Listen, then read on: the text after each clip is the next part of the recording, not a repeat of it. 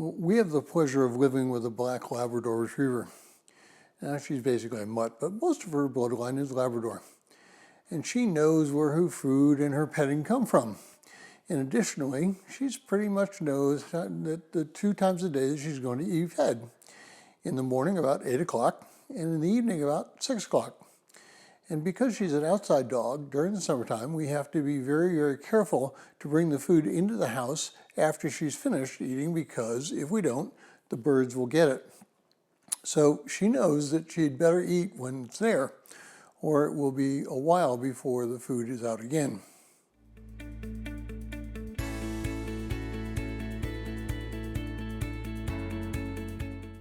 Well, if you're joining us in reading through this 6-month reading plan through the book of Psalms, today's reading is Psalm 104, verses 14 through 35, and I encourage you to read that section. Well, Psalm 104, verses 24 through 28 says this: O Lord, how many are your works? In wisdom you have made them all. The earth is full of your possessions.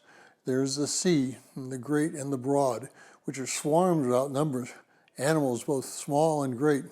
And there are ships move along, and the Leviathan, which you have formed in sport in it.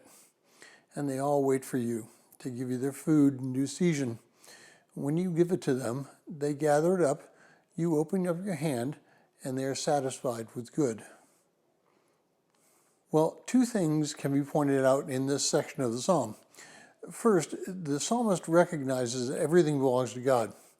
It's interesting to note that both the animals and the ships are considered to be belonging to God.